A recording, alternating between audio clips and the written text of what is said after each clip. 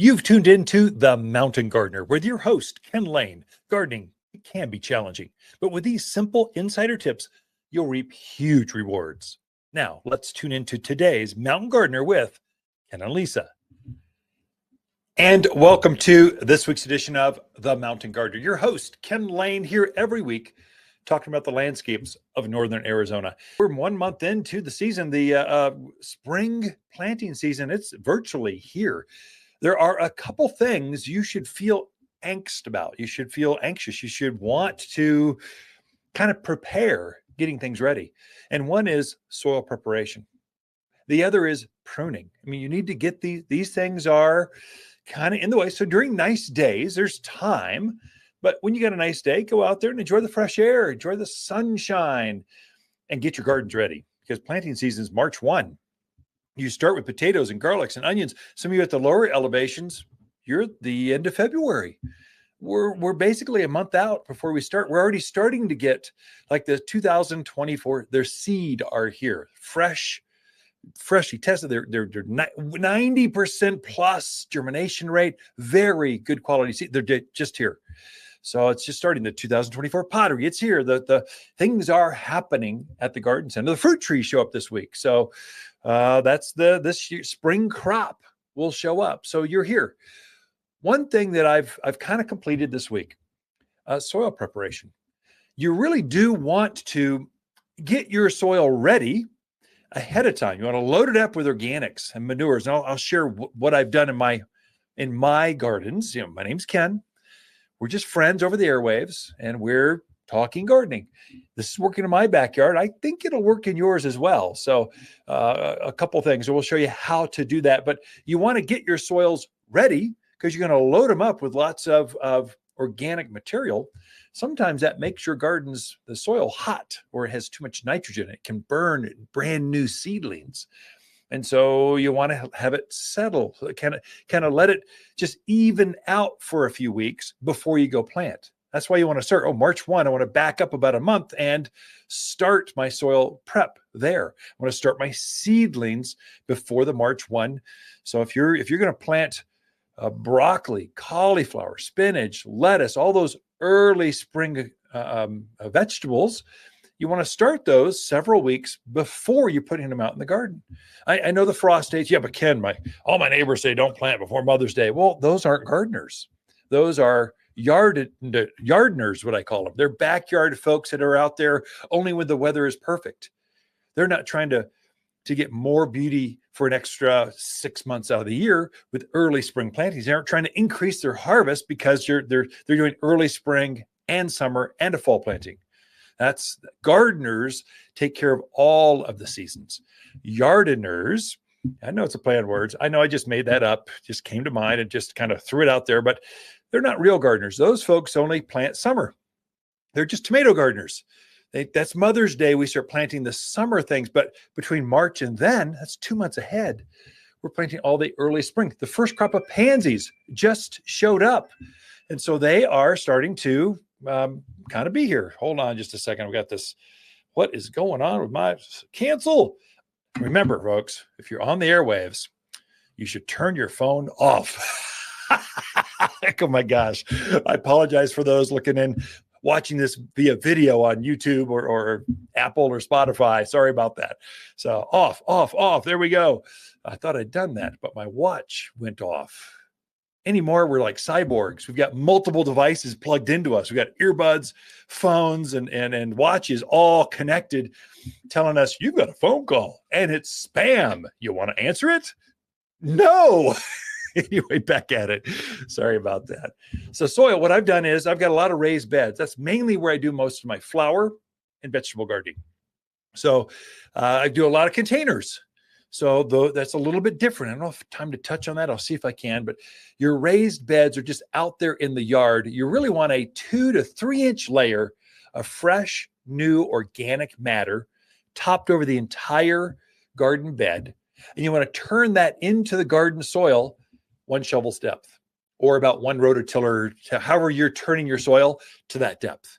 So you want to work that into there. You want to pull out all those old roots, anything that was left over there, the debris. Those are not your friend. Those carry disease. They compost in the ground. They rob the next spring's plants of nitrogen. But if you take all those old roots from last year out of there, and then you put a 2 to 3 inch layer of mulch and manure is what I did. I like manure. This is the time when you add manures to your yard, but manure is hot. It's very high in nitrogen, which makes your seedlings grow like crazy, like wildflower. I mean, like wildflowers, like wildfire, woof, takes off. And so you want to add a 2 to 3 inch layer. And I just take a bag. Here's what I do. Whatever open bag is at the garden center, I just take some of those because I've already paid for them and they're mine. I just kind of, instead of putting a piece of tape on them and try to sell them to you, I just take them home and I use them. So, and it's about a 50-50 blend, manure and composted mulch. So the mulch we have, we composted for over a year. It's screened down to 1/4 inch minus. It's very fine. It looks like rich. It almost looks like a large coffee ground. It's like that. The manure we have is composted an extra 6 months just so we can deodorize it. I find it offensive to sell customer gardeners stinky, gross things I put in the back of your Lexus. It's just rude. I'm not going to do that. So we take the extra time to deodorize it. So it's not, in fact, you can't even tell it's manure. It looks like compost, but it's richer. And so you want to do a 50-50 blend over that raised bed, over that garden plot, and then turn that into 1 shovel's depth. Now, there's a couple things I add to that. I'm a kind of a lazy gardener. I want to add as much as I can. And if I'm going to take a shovel and turn things down, I'm going to power up the rototiller. I want to till it all at once. I don't want to do it 2 or 3 times, just once and done. I'm out. So I put that layer of organic matter, mulch and manure. I'll add my fertilizer for spring. So I make a fruit and vegetable food. It's an organic food, but I like that one, either for flowers or vegetables, either one. It's made for vegetables, fruiting and vegetable crops, because it's loaded up with calcium. Calcium is what helps you get a bigger, more flavorful fruit or vegetables. If you want bigger blackberries, fruit and vegetable food. If you want bigger tomatoes, cucumbers, sweeter peppers, fruit and vegetable food. Because of the calcium. The calcium is what helps it also eliminates blossom end rot. There's a lot of benefits with calcium, but it's a 6-4-4-7 formula. The 7 is 7% calcium. I add the recommended amount of that. I add some gypsum at the same time because I like to grow tomatoes. Many times your blossom end rot, that black spot that forms, that's a calcium deficiency. And it's just it's from your soil. If you know that's where it's coming from, load it up. So I add the fruit and vegetable food, gypsum, and sulfur. Those 3 things. Sulfur. The reason I'm adding sulfur, this is unique. This Midwest folks, tune in. You're used to adding hydrated lime to your soil. You're always trying to raise the pH of your soil. We never do that here. Our water is so alkaline. If you were to add more lime to your soil while you're turning this in, you would just sterilize the soil. It would be you take your pH and put it off the charts. And so your backyard, wherever you're tuned in, I'm tuned in from Sedona, I'm different. You're not. I'm from Camp Verde, I'm different. You're not. I'm from Mayer, Dewey, Humboldt, Prescott Valley. You are the same as the rest of us. Oh yeah, but Skull Valley, Baghdad, we're different. No, Paulden, Skull Valley, we're all the same. Chino, you're the same. We have very alkaline water and terrible soil. So you got to help plants with this. So you got to change the texture by adding some organic matter, and you need to change the chemistry by lowering the pH. Sulfur lowers that pH. If you put your mulch, your manure, your food, fruit and vegetable food, I like that one specifically made for here. It's pelletized. It just works right in. Sulfur, gypsum, you are going to have a magical, unbelievable harvest. Just so many tomatoes, you're going to bring them into the garden center to garden class and just give them away because you can't deal with all. There's so many off of 3 plants. You got to be kidding me. It's going to be that kind of, so many cucumbers.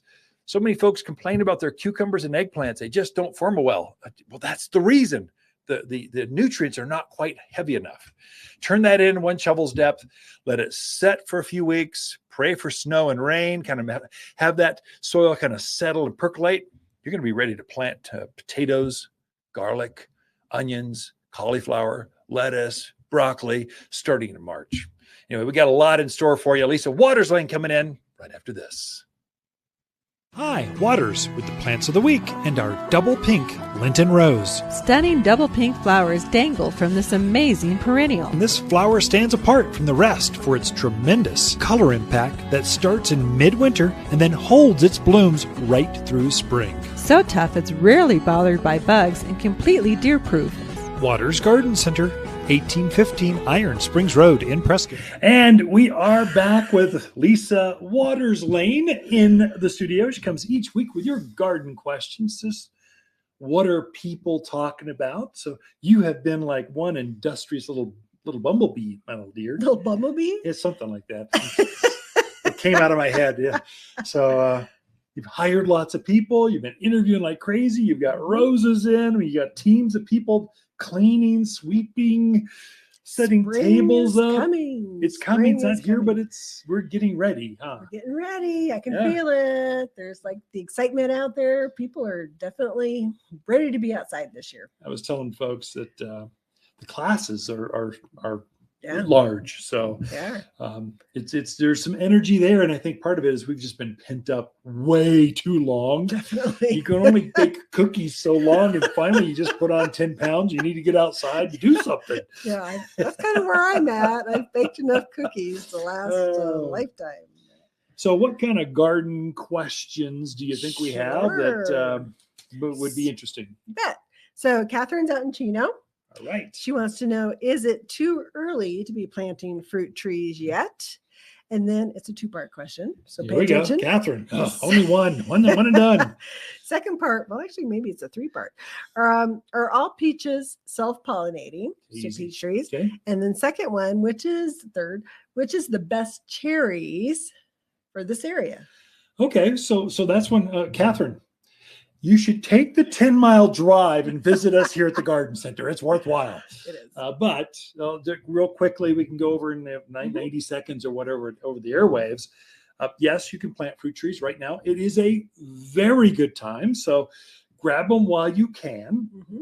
We even just got some apricots in. We did. We could not find apricots to save us last year. There were none.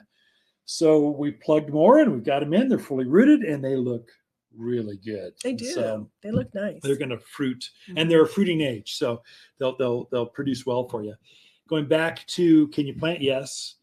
Peaches, pitted fruits generally are self-pollinated or self-fruitful. Once it only takes one. It's got the male and female flower in the same tree. So peaches, all the peaches are self-pollinating. All of the apricots self-pollinating. Many of the plums are. Cherries 50-50. So it just depends. They all do better if you can get different varieties. Put a Glenhaven and a Red Baron or an Alberta and a Ranger. You can put two varieties out there. You'll do better, and the fruits will be bigger, but it will produce by itself. Mhm. And the other one was cherries. Best cherries. Cherries are going to be, generally takes 2 cherries to have good cherry crops. Now there are some varieties like your Lapins. I think the sour cherries, all the pie Stella. cherries. Stella's a sweet cherry Stella. that will produce up by itself. So there's some, but they'll do better if you got multiple. So Bing, Black Tartarian, that takes 2. So generally in Chino Valley, you got a little bit bigger properties out there and unlimited water, a lot of you. So get 2. Yeah. But if you want, you can have 1. We've also got a number of, they call them cocktail trees. We've grafted several varieties of peaches or an apricot peach and several varieties of apples on the same trunk. So one tree can have 3, 4, 5 different varieties of fruit on the same tree. Now they're designed to help each other fruit better. So now you just have one and they all pollinate each other. So there's ways around it. And we're trying to bring in more of those cocktail trees because there's so many small yards here. The smaller lots, you just don't have room for 3 trees. You have room for 1, but I want apples. We got you covered here at Watters Garden Center. So yeah, that's true. We're actually getting some really cool trees. I'll probably talk about it next week. Okay. But we are getting some pretty cool fruit trees in. But our next question is from Lena. Wants to know, she's new to the area, wants to know when is the best time to be putting in those cool season veggies, your lettuce, kale, Swiss chard. When do you plant those? Well, I had someone obviously from the Valley or Palm Springs or someplace. They were looking for tomatoes. Going, it's just not time. So, but cool season. Yeah. We probably have those coming in. So the roses arrived. So probably the cool season will be in a couple of weeks. So usually just after Valentine's, we'll start bringing in all the leafy crops. So like Lena's asking, the cabbage, kale, Brussels sprouts, all the things you're harvesting, the foliage or the stems, broccoli, cauliflower, spinach, lettuce, will all be in then. And you can put those in now. So get your soils ready right now and let it percolate. Pray for another storm. Get it all set. And then you need some moisture to kind of settle things down. And then by the end of this month, the latest, you can start putting those things in the ground. I would say potatoes, onions, garlic, asparagus, all that stuff, strawberries, they can probably all start going in by the end of this month. But for sure, March, you are full plant mode by then. So it's time. Lena, come talk to us. Come visit. We're lonely here. Well, yeah, we are. All right. Gary says, I didn't think camellias would grow here, but a neighbor told me you carry them. Do you have them and will they grow here? Yeah, so good. Gary, I'm glad you're neighborly and you've got garden neighbors. So they're kind of getting you going. Yes, there's like 2 or 3 varieties. So most camellias, no, will not grow here. They're more of a tropical plant. But there are a couple hybrids that they figured out how to get more antifreeze in them. It's all about the cold winters. That's what takes them out. We've got one called Ice Princess series. Ice Angel. Ice Angel. Basically, the word ice or snow in their name, and you know they're hardy. The flower will be maybe 4 or 5 inches across, not the ones that are as big as your hand. Right. But they compensate for just more blossoms. They'll have twice as many as a standard tree type of camellias, let's say from California you're used to. That's probably Gary's from the West Coast. We'll call them out, but they grow a lot of beautiful camellias in the Northwest, that area. Yeah. They can grow here too. They'll generally be shrubs, not a tree. And generally they'll be maybe chest high or so. They generally like a little more shade than sun, although they'll take some sun. They just don't want that midday in June. Right. That's really hard on them. None of us do. Yeah, especially camellias. But yes, you can grow those. I only have those in the winter because it's a winter bloomer. As soon as maybe we've got 40 or 50 of them right now. When those are out, we're gone for the season until the next winter. And they are very heavily budded right now, like a rhododendron. They've got that big, a heavy bud on them. So it's time to plant those, get them in the ground, put them in pots. They're great at the front door in a big container. They're glorious. They're evergreen. They smell good. They got a lot going on for them. Underneath the covered patio or something. That's a place to put them. Yeah, definitely. Well, by golly, you're short-winded today. Usually I have 3 questions and then we never finish them all.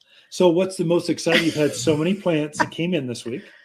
What's the most exciting thing you've seen that you kind of went, oh, I want one of those at our house, which we're packed, but there's always room for one more. Well, whatever. Okay. Well, we got 2 loads of houseplants in this week. So if there's a houseplant that we don't have, I would be amazed. It's a jungle in there. It is amazing. And I'm going, I want that one and that one. And I'm like, oh, I'm already got a lot, but I have a few picked out. I got a Rex begonia. Oh, nice. Is it in bloom?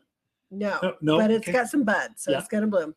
But the leaves are gorgeous. They're kind of a red, gray. Yeah. Oh, it's so beautiful. I know right where I'm going to put it. It's going to drive you nuts. No, I like it. I like it. So in our house, as long as you're pretty, you're welcome. The second you get any kind of ugliness to you, it's in the dumpster. Or you're put on the front door to freeze to death. True. But I've had very good success lately. Yeah. I haven't killed a houseplant in a long time. We are out of time, Lisa. Yeah. Thank you very much for being here. Great questions this week. So Ken and Lisa Lain, the Mountain Gardeners, be right back after this. Cocktail trees turn any backyard into a veritable farmer's market.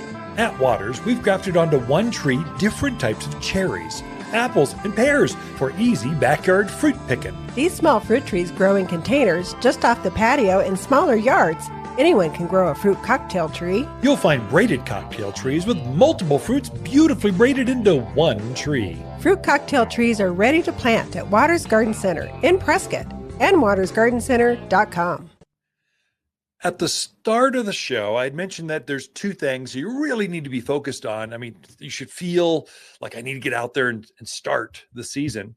That was preparing your soil. Told you how to do that. That's the first segment.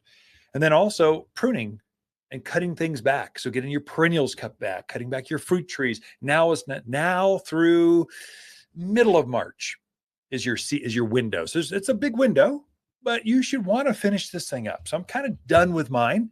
And one of the mysteries I find folks have, last week's garden class, one said, again, I've got 3 big pampas grass. 2 of them grow really well. One of them just languishes. It doesn't do anything. What's going on? Help me.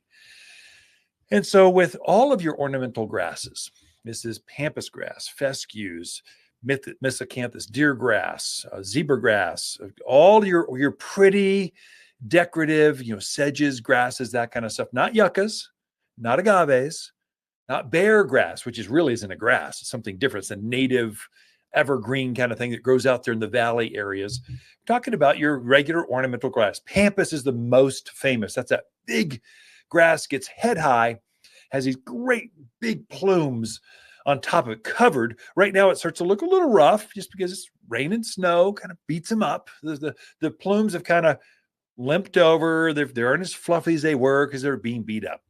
You need to cut those back to about knee high. All other grasses, you're cutting back to about ankle high. So you really cut back on them. If you don't do that, what will happen is that the green that's there now will start to brown as the shorter days, the cold, it just beats them up. If you don't cut them back, you'll get this brown with this green on your grasses. And so other grasses, like let's say miscanthus, or I've got grama grass. I just cut my grama, native ornamental grass, grows about just shy of knee high. Beautiful, beautiful plumes on it or flowers to it. It's beautiful and native. I hardly care for it, but I cut it back. I fertilize it every winter. Now is the time. And so I'm cutting those things back. Grasses are very fast growers. They're going to elongate and be just as big so that you cut back this pampas grass by 4, 5, 6 feet. It's going to grow that much again this coming season. I mean, really quickly, starting in March, grasses start to grow. In fact, some of them I started to see some green shoots coming up. And so they're waiting to take off. Now to grow that much and then to plume with this beautiful grass, miscanthus. It's got this beautiful pink hue to it. It's just stunning late summer and autumn. And so it takes a lot of energy to do that, which means food. Grasses need more food than other plants in the gardens if you want beautiful ones. Do they need it? Do they have to have it? No, but they'll be weak and limp and they'll die out in the middle. They just won't plume as well. But if you feed them, if you cut them back and feed them, they are just like rock stars. They are beautiful in the garden. They are the showpiece because they're gathering up wind. They float around in the wind, kind of the slightest of breeze. They just add drama. Butterflies love them. Birds like to take the seed heads and use them as a food source or nesting. So there's a lot of benefits. And we are in this higher elevation of Arizona. We're in grass country. I mean, we grow grasses without all the issues that a lot of other parts of the country have. So whack on those things. Don't be afraid. You almost can't make a mistake with ornamental grasses. So just whack on them. With pampas grass, you'll see these curlicues about, 18, 24 inches off the ground. You cut it back to there.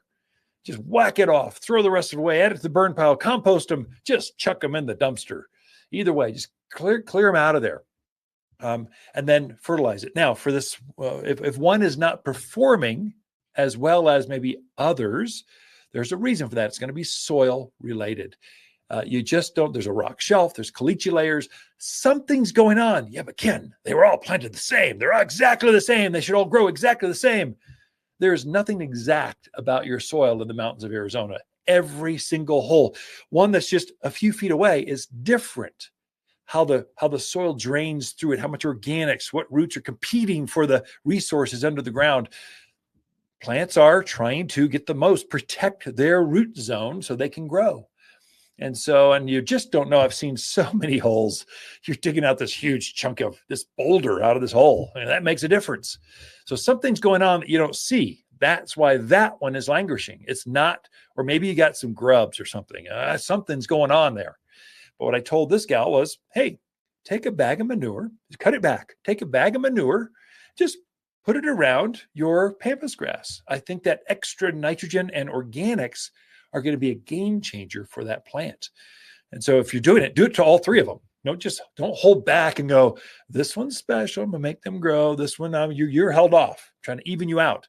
Just treat them all as special children. You're trying to grow out in the backyard. And you want the most out of them. Here's what made these others happy. I want you to be happy too. Everyone gets some.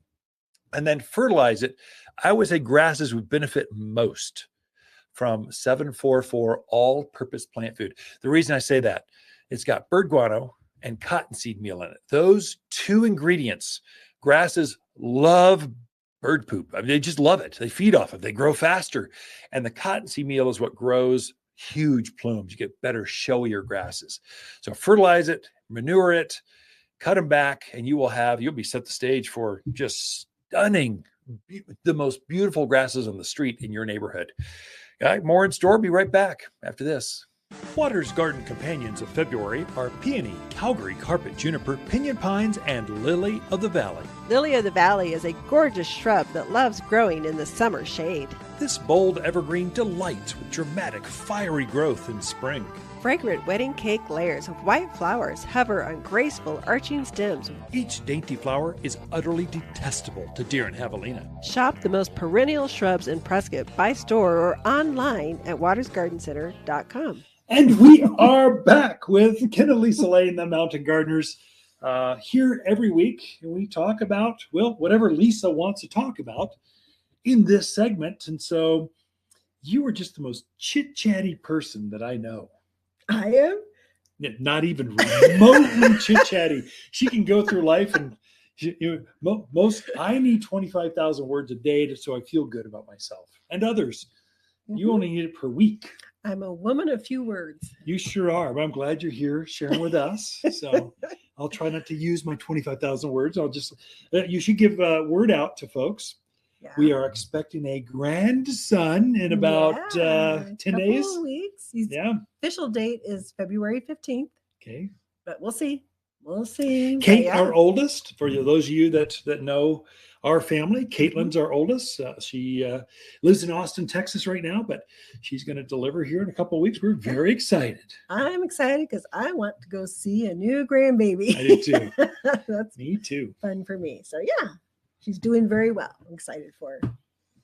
But yeah, speaking of February 15th, day after Valentine. So Valentine's Day is a coming, folks. Do you have your special person their Valentine gift yet? So a gardener, I gather? Actually, I do. I'm all set. I've been set for a month. Yeah. Oh dear. Yeah, I'm all set. Okay. Well, I'm not, but you'll be so surprised. Can't wait. So Valentine's is a coming. And so most people think, chocolates, right? Roses, flowers. Yeah. But if you have a gardener in your life, I have a few suggestions for you. A couple of house plants, things that we got in. Now, those of you not watching the vlog won't be able to see this. Describe it in so many words. So the first plant I have is an anthurium, which is actually the state flower for Hawaii. I did not know that. It is. So if you want a nice, really pretty red bloomed flower, the anthurium is terrific. The bloom is actually very heart-shaped. Yeah. And they last forever. They bloom like months. So you can get cut flowers that will, by the end of the week, they're gone. But you get them a blooming plant and you got color for a long, long time. So anthurium is probably one of my favorite. I love the big green leaves that contrast with that bright red foliage, bright red flower. It's beautiful. So it's got a heart-shaped flower, just a little bit shy. It's the size of a child's hand, so it's not quite as big as yours, but close. Mm-hmm. The leaves are nice, waxy leaf, and the stamen on it's a bright yellow compared to the bright, like blood red. It's not even blood red. It's brighter red than that. Yeah. Flower. It's like heart red. It screams hearts and valentines. It does. Just a pretty little plant that blooms forever. This is a floral grade. It is happy as can be. Definitely an indoor plant. Oh, you want to keep them indoors. You'll be happy there. Bright room. Likes the moistures. A little humidity is terrific for it. Why not have a little Hawaii in your home? This is the state flower for Hawaii, right? Yes. Is that what you said? Well, there we go. Yes, there you go. So that is one option for you. The other one I have is a bromeliad. So the thing I like about bromeliad, you talk about long blooming. So bromeliads have that big, beautiful flower that comes out of the center. It can be red, it can be pink, it can be yellow, a lot of different colors. But they will bloom almost up to a year. Yeah. That bloom will last. Yeah. So I think they're better than orchids, because orchids, I mean, beautiful, not knocking orchids, but when they don't bloom as long as a bromeliad does. Yeah. They bloom a month or two. These bloom for a year or two. Right. Totally different scale. Oh, definitely. It almost looks like a pineapple or something. It does. It has. Like a flower. That bright red flower coming up, just kind of erupting out of this, almost like a yucca kind of leaf to it. Bright green, and that bright, that is a blood red kind of color to the flower. Yeah. And you can sit that in an office. Oh, yeah. And you'll look like a gardener, but you don't do anything for it. That's great. So it's just beautiful. Definitely. How many colors of these do we have? So we've got, I brought in more of the Valentine colors. So we have a dark pink one, and we got 2 different colors of red in. So, but just really attractive foliage, nice color, lasts forever. So it's a very good option for your Valentine. And the price is right, so you can afford to buy one of every color for the garden Valentine and your love, your life. So those are 2 options. If you want, we also have African violets, which I didn't bring over, but I got some beautiful African violets right now too. All different colors, all in bloom, really gorgeous. But another option, of course, Valentine's roses. Everybody thinks of roses. So instead of getting a rose that's only going to last a week, get a rose that can be planted in a pot, or a rose that can be planted in the ground. It'll last you years and years and years. Yeah. So we got in we call them dormant roses. I'll let you hold that. It's pretty heavy. This is fully rooted. So yes, so it is dormant. So it doesn't have the leaves or anything on it yet. But you see that big pot? It's a fiber pot. I don't know if you can see it. No. It's a big fiber pot. I don't want to get all this dirt on my keyboard. I mean, it's fine. I'm nervous. But what I want to say is that pot is full of roots. So it's not root bound, but it's got a nice root structure to it. So when you put it in the ground, it's not going to curl up and die. Yeah. And go, oh my gosh, it's cold, it's wet. It's going to have a nice heavy root structure to it. So it's going to leaf out in the spring. You're going to get beautiful blooms on it this year. If you look at the canes, and I think that's the one thing you got to realize, there are grades in dormant roses. Yeah. Definitely different grades. The canes on this one are as big as my index finger. I mean, they are big and hefty, and they're going to really produce some nice. So they've got roses. They've got A grade, B grade, C grade, and they even have a below grade that. We only carry A grade, so it's bigger, more balanced, 3 to 5 balanced canes. They actually go through a conveyor belt and they actually grade them out. And then the size of the canes. So they got wimpy canes and substantial canes. And what you want for $5 extra, you can have a really good grade of rose, or you can pinch a couple pennies and you'll struggle for 3 years before it finally catches up and blooms like a grade A rose would grow. So the quality does matter, and you don't necessarily see it unless you put them side by side, or you're a gardener and you've put a few of these in the ground. You just know, dang it, that didn't work out the way I wanted, or oh my gosh, I am a gardener. That's quality or skipping on things. So I was at one of the box stores. Don't say which one, but it's blue or orange. But they had a whole display of bare root roses. Yeah. Well, they were already leafed out. So what happens when you take this poor tender little bare root rose and you put it outside in the cold now? Yep. It's not going to be happy, people. Yeah. So you spend a little bit more, but you are getting a quality rose that you can put out there and enjoy this summer. So we got all different colors in. But a couple of one I want to mention that are usually a little harder to find that people always look for. So the Joseph's Coat Climbing Rose. So we got quite a few of those. And that one, it's just hard to find, but it's very popular. It's got the orange and yellows and pinks. It's a multicolored rose, just spectacular. We also got quite a few of the Double Delight, which is another really popular rose. It's a white with a pink edge to it, but the fragrance on that one will knock your socks off. It is absolutely beautiful. We got Sugar Moon, which is probably my favorite rose, which I don't know why I don't have one planted at the house yet. I don't know. You know what? I've got one that's kind of overgrown. I'm kind of getting tired of it. I wouldn't mind a Sugar Moon in the back. Okay. In a pot. All right. Just checking. You bring it home, I'll find a way to. So Sugar Moon has a big white flower on it. And it's another one that just smells amazing. You get anywhere near it and you're like, what is that smell? It's even better than a gardenia or jasmine or something. It's got quite the smell. Definitely. So what other ones do we have? Oh, we're out of time. I think you're out of time. They just got to come in and take a look. If you're thinking of roses, now's the time. We have a nice selection. This is what we'll have until the end of April. And then we'll get one more little load, and then we'll have another 1,000 roses show up in April. They'll all be in bloom. So, but now's the exotic colors, the different ones you just can't get then. You get them now. Ken and Lisa Lain, the Mountain Gardeners. We'll be right back after this. Watters Garden companion plants of February are Calgary Carpet Juniper, Lily of the Valley, Pinyon Pines, and Peony. Your grandmother would fall in love with these larger peony with so many colors to choose from. There's nothing like the enormous flowers to add stunning pops of color. Endearing springtime blooms are more than fragrant with luscious double flowers. Shop the most perennial peonies in Prescott by store or online at wattersgardencenter.com.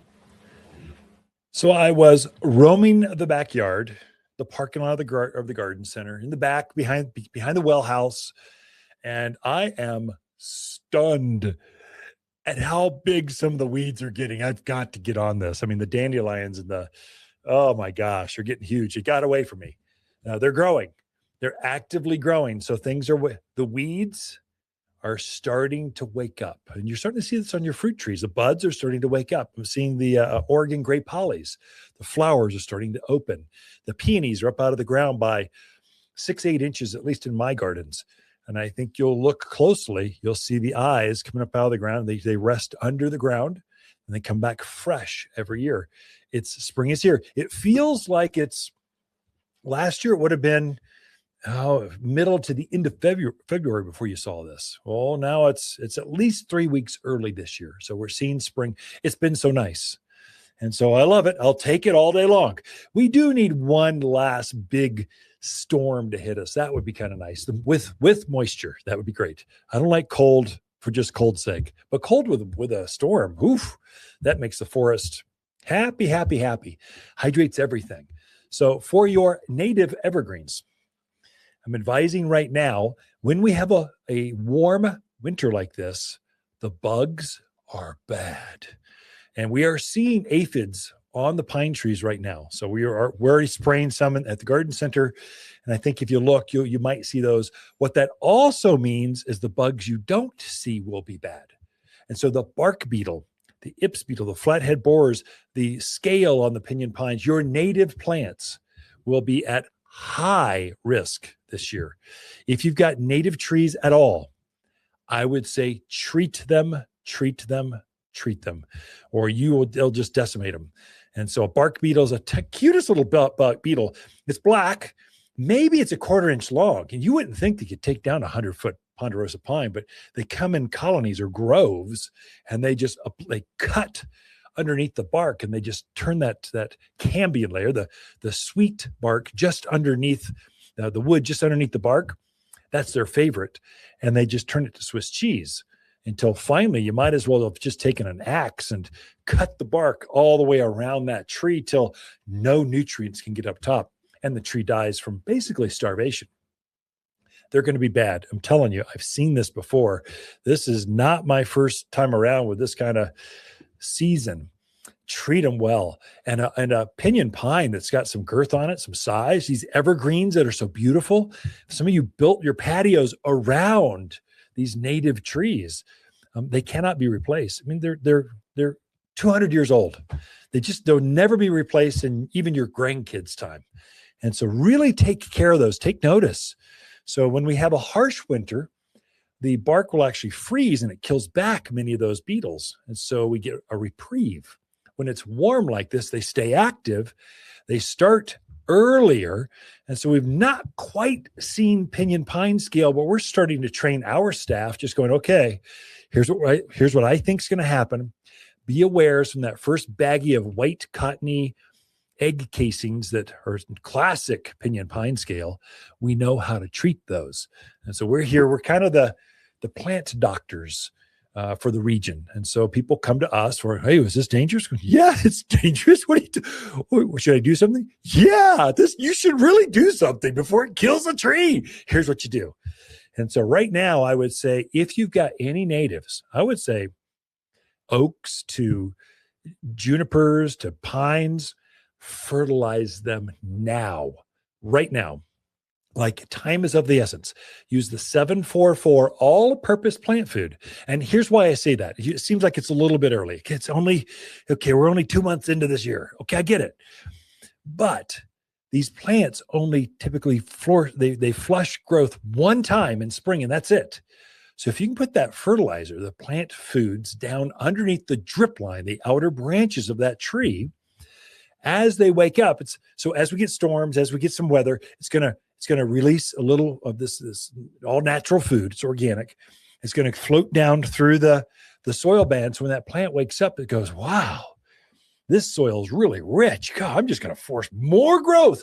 Plus, you've got another month and a half to 2 months worth of bud growth. So those buttons on the end of the branches, that's what's going to elongate. You still have time to put some food down there and make that button, that new candle growth bigger, juicier. It'll elongate. The bigger, chubbier it is, the more growth you'll have. And so you can grow your way out of a stressed tree, but you need to time it. You need to work with the environment, not against it. Once it's already elongated, it's too late. It's not going to grow again until next year. But you can put stuff on now and you still have time to really make a change for the health of that tree. It does two things. It makes the new growth better, richer, stronger, better color. It also, right after that, the trees put on a new ring of wood. And so if you can make that tree really robust and it can really push some new growth, then put on a bigger ring of new wood, they can compensate for bark beetle damage.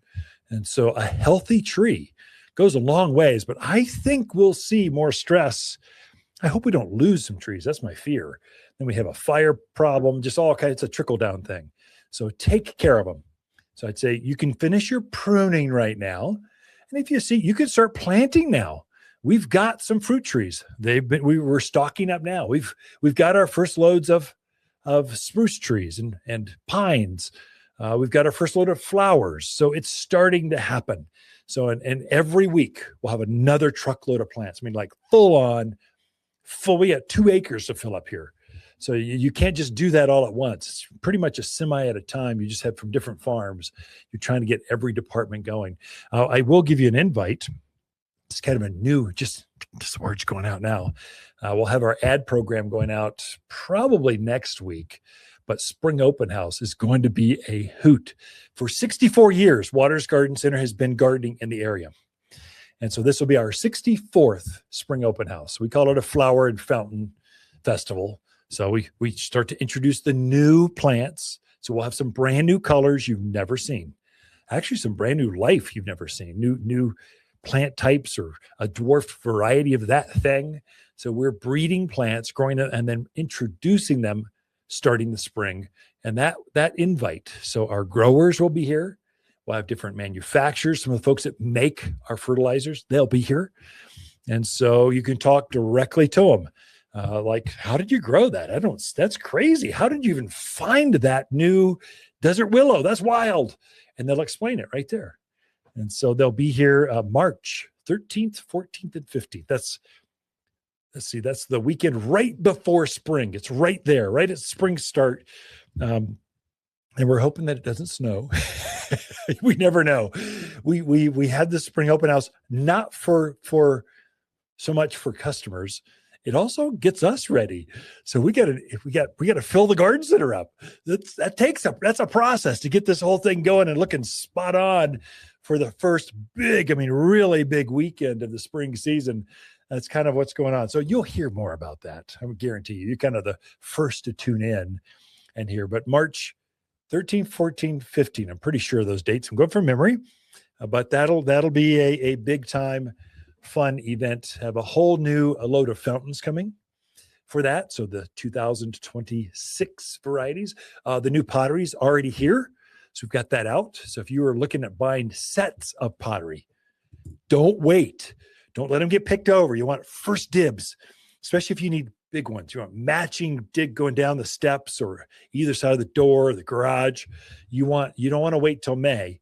You want those early. Even if you're not ready to plant, grab the pots because they're hard to get matching ones. Those containers, they have to be brought in by basically container load, by truckload. Fountains, you don't order those one at a time. Not a good quality clay fountain. You've got to order them entire truckloads at a time. So that's all happening right now. All right, so got to wrap this one up. We'll be right back with more. Cocktail trees turn any backyard into a veritable farmer's market. At Watters, we've grafted onto one tree different types of cherries, apples, and pears for easy backyard fruit picking. These small fruit trees grow in containers just off the patio in smaller yards. Anyone can grow a fruit cocktail tree. You'll find braided cocktail trees with multiple fruits beautifully braided into one tree. Fruit cocktail trees are ready to plant at Watters Garden Center in Prescott and wattersgardencenter.com. So we are trying to get better than just Watters Garden Center here in Prescott for 64 years. We're trying to get Watters Garden Center plus all of our contacts, connections throughout the country. There's a lot of things we just don't carry because there's the market. We're just too small. We don't have enough customers to justify a jewelry department. You can't sell succulents all year round, but we can during the peak of the season, we can. So there's seasonality to it. So what we're trying to do is I'm lining up with friends going, hey, would you mind selling my customer, direct shipping that to my customers? So I can't carry it here, but can I show it to them? Do they like it? You can just make it and send it to them. And so I had this new jewelry line. It is so exciting. I can't wait. So I've got one for Lisa. Shh, she doesn't know.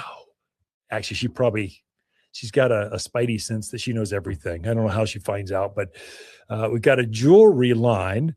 It's perfect for gardeners. It's cute, handmade. And goes, oh, I don't like all that Chinese garbage. Yeah, I don't either. This is a local gal, local artist in her studio. It's just a little thing trying to get going. So we can help you sell some of those. And you place an order. She goes in the back and makes it, takes her 2 or 3 days and mails it to you. It's unbelievable. So cute as can be. If you want to see some of that, we've set up 2 really good, I think, curated gifts for Valentine folks, gardeners, garden theme. Obviously, we're not just selling everything. We're not on Amazon, but we are a local garden folks, and we're curating for our customers what they want to see in their garden themed things. We've got the jewelry line on our website. We have our, I just have a new succulent line because not Valentine, I realize, but some really cool, like really neat succulents. Like sedums and different things, some cacti that you just can't get anywhere, but you can ship them right to your doorstep. Right. I know people that can do that, and they come in really well. We got another one that's trending is the it's not quite as romantic, but it's watering cans and garden journals and all that other kind of things a gardener wouldn't normally buy for themselves, but they would sure love to have a new bright green watering can that's metal, that's really good quality instead of that cheesy plastic one that's starting to break in the back. We would all like one of those. And so we've got 2 garden gift things there where you go to Watters Garden Center. And we have a shop button like everyone does. Okay, that's fine, shop. But we've broken it down into 2 ways. One, it's here's what's in the store. So you can shop, you can look at it, buy it, you can run over and pick it up. just like that. It's in the store right now. Here's the price. Here's the size. Here's what it is. Here's how it grows. Here's where we're at. We've done the exact same thing. If you want to buy a new houseplant or a new air plant directly from our supplier, we'll have air plants in another 6 weeks. But if you want a gift for someone that's in a nice globe and it's decorated and you want it now, well, they'll box it up and send it right to you. And it's just $7.95. It costs $7.95 for another to ship anywhere you want in the country. So boom, right, ships nationwide, $7.95. I thought that sounded pretty good. I'm losing my shorts on a couple of those, but that's fine. It just gets access to the farms that way. I'm really, really excited about the online exclusives. So we break it down to in-store and online exclusives. No, we don't carry jewelry here at Watters Garden Center, but we know who the best artists are that have really cool stuff.